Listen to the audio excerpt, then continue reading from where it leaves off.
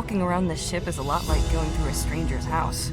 So allow me to put you at ease by introducing our little breakfast club to you. The headmaster, if you will, was Canary. She headed up research here. Then there was Marmalade and Aubergine. We'll have to blame Philcor for the names here. Those two were responsible for all the systems you see here on the ship. Real smart dudes. Then there was Vermilion. He was our well-being officer. He controlled our diets and kept us exercising. Kindest man I've ever met. And from Earth of all places. Finally, there was our botanist. Pistachio. Oh, and there's me, of course, the navigator.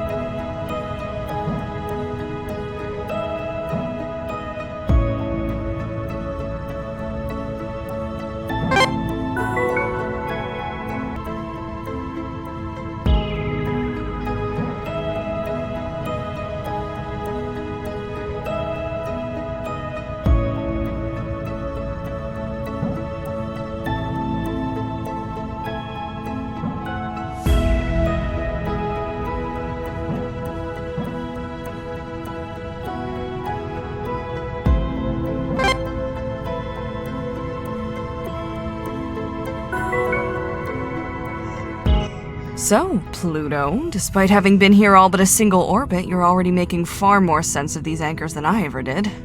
This kind of thing was never really my area of expertise. If it wasn't helping me pilot my ship, then I wanted nothing to do with it. Not the best attitude, I admit. To tell you the truth, I'm still not sure what these things do. They were meant to stop some spike on some graph that I'm told was important, with the minor side effect that literally all systems are no longer remotely accessible. Useful, right?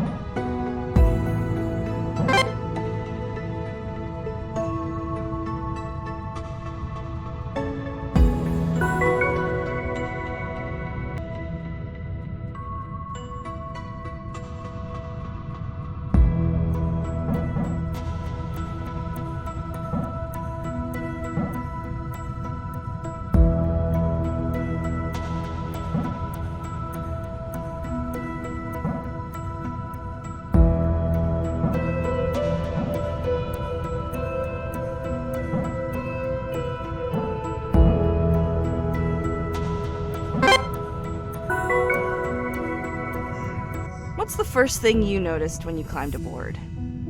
I'll tell you what it is for me. The smell. I always imagined the smell on a ship like this to be, like, clinical, you know? But no. Like freshly cut grass. Something to do with the oxygen recycling, I'm told. Goes a long way to help you forget you're trapped in a metal box. If only for a second. The endless void out the windows brings you right back, though.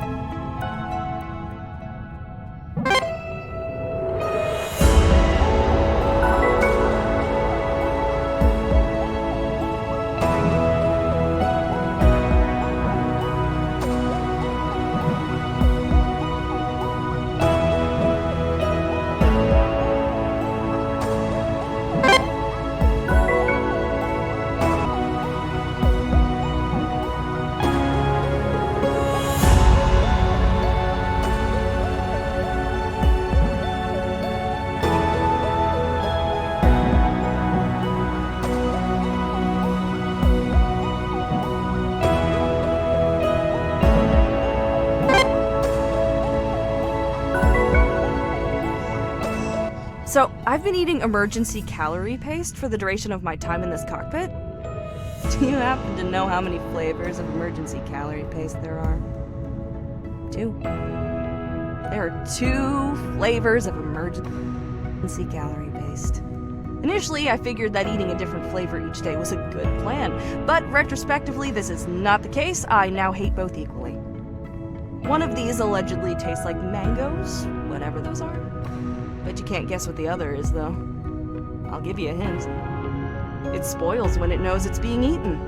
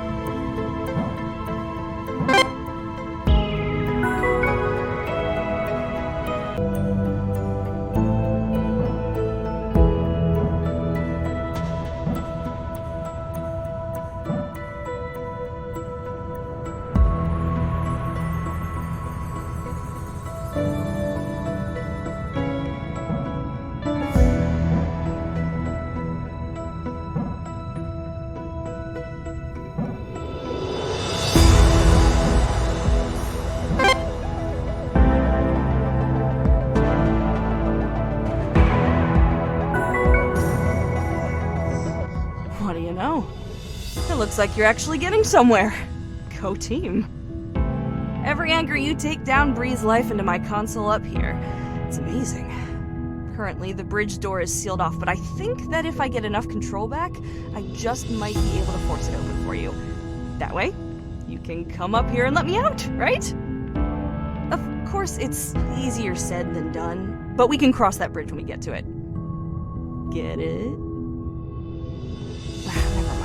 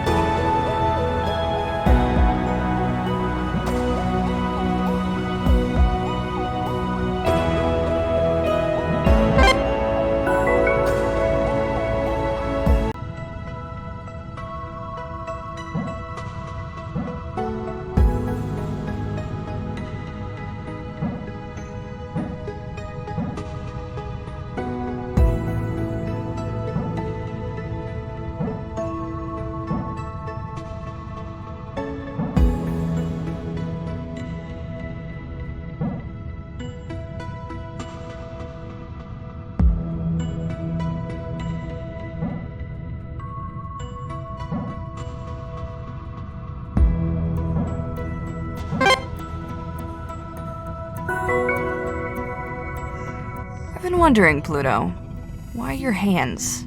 Marmalade had similar augmentations to help with his engineering work, although yours don't look as heavy-duty as his. I thought that perhaps you were a scrapper? No. You certainly dress like one, but there's nothing to salvage this far out from the colonies. Well, I had an arm swapped out, in case you were wondering. My eyes, too. I'll admit that the arm was just to get back at my mom for something. Something stupid, I'm sure. I just wanted to drive her crazy. I don't even remember why. My eyes, though, that's a different story. I would never be where I am today without them.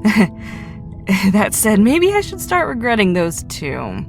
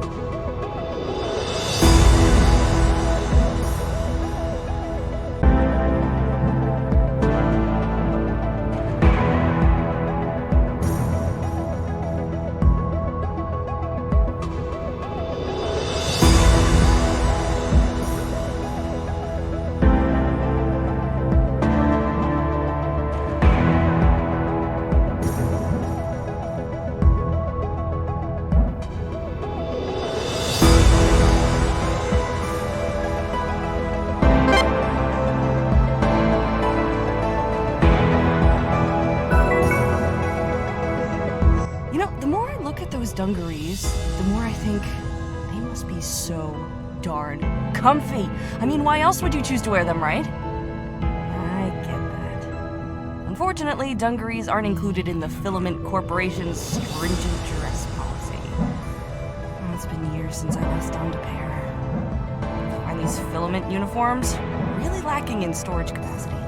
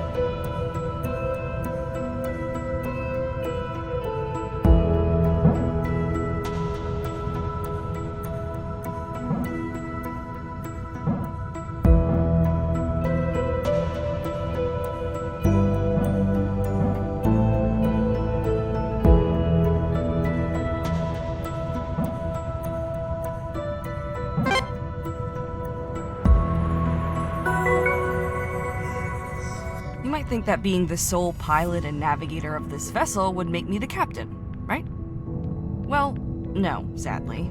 It's Filament Corp protocol to assign an off-ship captain, for reasons known only to them. I have a theory it's to prevent a mutiny once all the rations run out and we start eating paste.